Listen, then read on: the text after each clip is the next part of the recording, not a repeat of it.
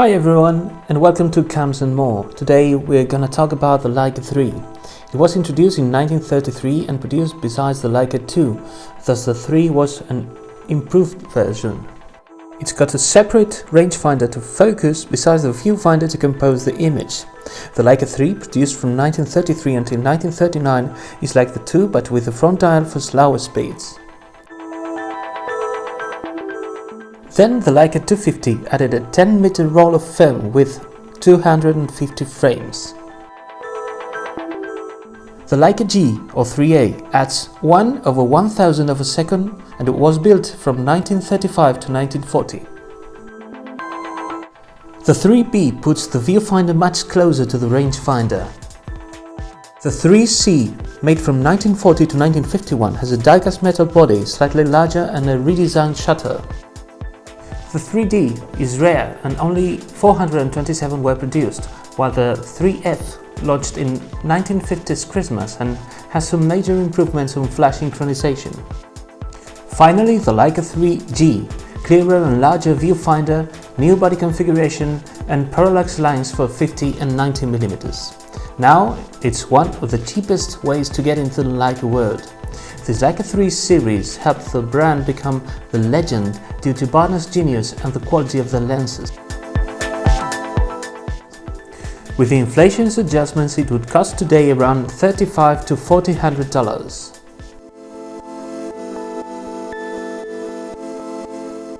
Color-Chrome, the first color practical film, was launched the same year, 1935.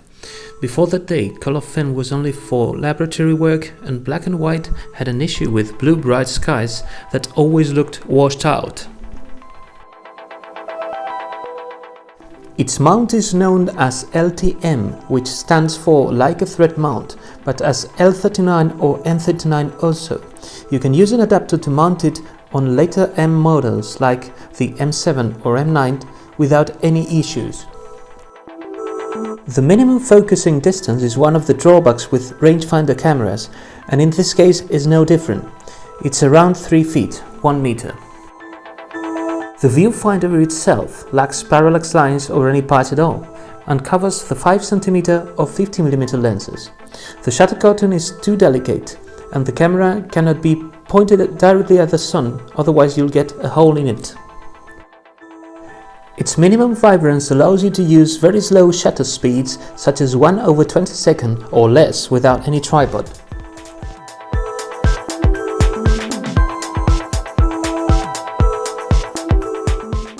Now I'm gonna show you how this fantastic Leica 3 works, and I'm going to start from the bottom side. Here we have the bottom plate that covers the film entrance. We have two markings, AUF and SU, to unlock or lock the plate. We need to raise this locking handle by turning it to AUF, open, then we are able to lift this base plate.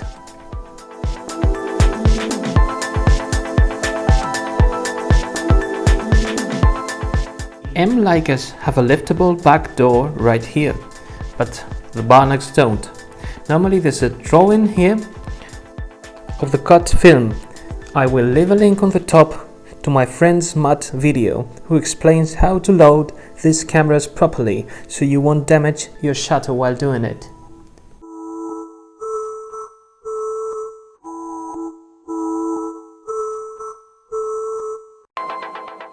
To load the film, you've got to remove the take-up spool from the camera. You need to insert the very beginning of the previously cut film on this spool and place it all together with a film canister at a time. Once you're done, you have to place back the bottom plate by hooking the base plate over the pin, closing it and locking handle to two-sign. Now it's loaded.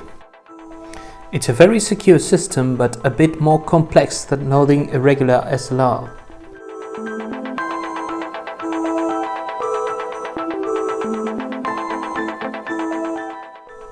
At the top and from left to right we have the rewind knob, which you lift to easier rewinding. Now it feels a bit loose because there's no film inside.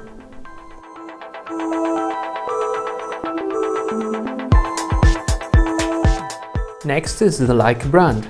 The founder's name and Wetzlar, the city where the factory is based.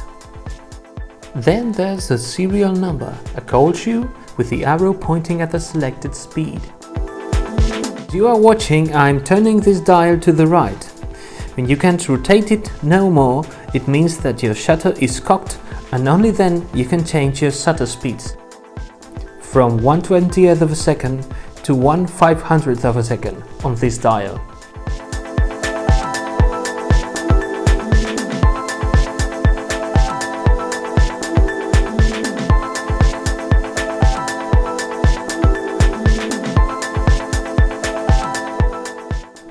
To choose slower speeds than 1/20th of a second, check out that it moves when I press the shutter button. I lift the dial up to select the number 20, and then on the front you will find your slow shutter speed dial with speeds of 1/20th, 1/8th, 1/4, half a second and 1 second and T. This is the correct way to select the slower shutter speeds, otherwise you might damage your shutter.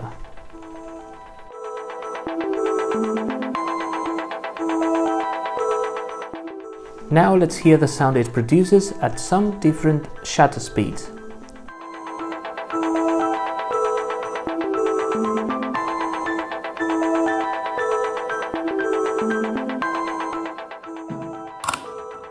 Este es el sonido que produce en una velocidad lenta. Vais a escuchar una velocidad aún más lenta, vamos a ponerlo a 1/4 de segundo. Habéis escuchado el sistema mecánico, es súper suave y lo que vamos a hacer, es ahora colocarlo en una velocidad más rápida para que escuchéis cómo suena, por ejemplo, en un 200avo de segundo. This noise sounds a little bit stronger, louder at this speed, but not too much. It seems to me that the Leica M produces a slightly less loud shutter sound. Play it again. When I get to the end of the film, the winding knob stops, and then the film is ready to be rewinded. To rewind the film, you have to push this little slider to the R position. Then you pull up the rewinding spool, which now is a little bit loose because there is no film inside.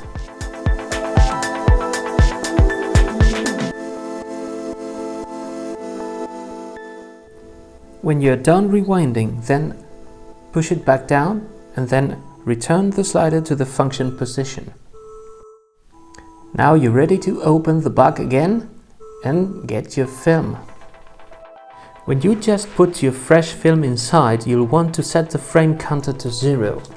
You'll need to put the counter on 2 frames before 0, so you can shoot twice to set the film at the starting point. This is the way to work with this manual frame counter.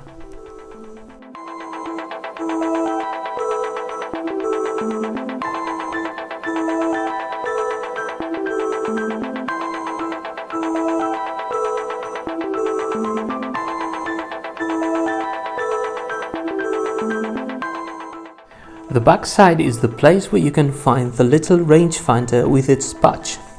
It's got a 1.5 magnification.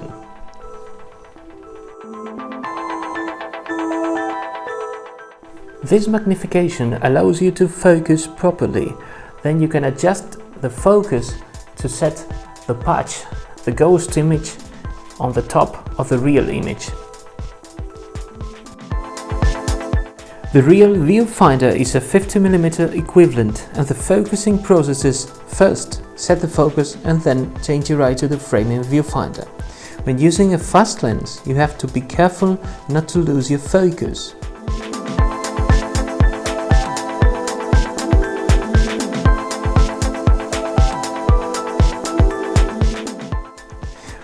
We have a diopter lens to compensate for viewing issues. As I am using a 35mm Elmer lens, I need a special external viewfinder to figure out my framing. Thus, I have here this wonderful piece of glass made by Leica, which has got a 35mm bright and precise framing window, made in Germany by Leica. So the base is to focus with the rangefinder and then frame with the external viewfinder. Let's go to the front, where we have the slow speed style I told you before, and then the lens. It's a 3.5 cm, let's say 35 mm, with an aperture of 3.5.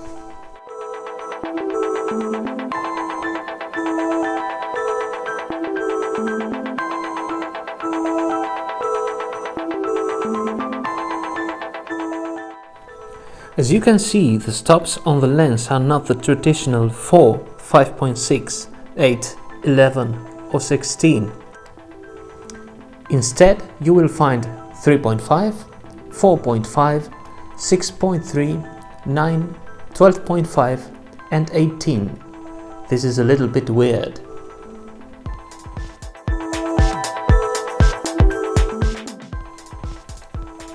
And this is the front side of the rangefinder and the viewfinder itself. The one on the left produces the patch that will help you focus on the rangefinder. Then use the viewfinder to compose, which on the front is squared.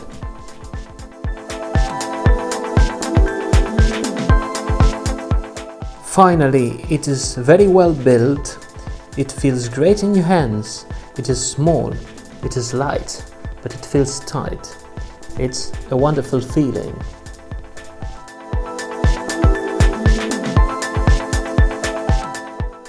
And I've brought to you another camera, so you can make up your mind and compare how would it fit in your hands. For this reason, I'm pairing it with my beloved Canon A1, which looks much bigger and heavier. The weight is quite different and the size is quite smaller too.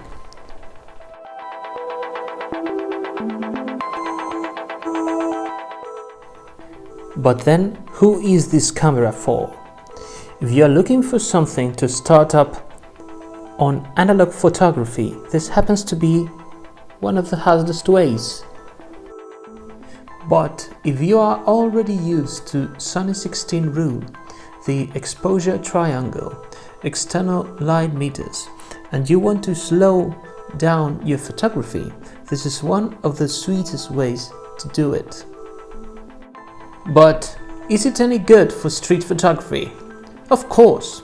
The color film latitude will allow you to fix the aperture and shutter speed depending on the light you've got, so you can do zone focusing or hyperfocal, making this Leica a great, small and not intrusive at all point and shoot. Now it's time to enjoy. Keep shooting.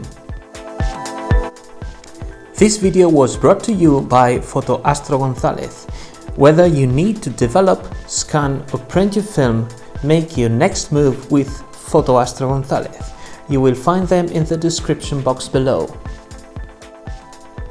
Hit the thumbs up if you like this video, subscribe and hit the notifications bell. Thanks for watching!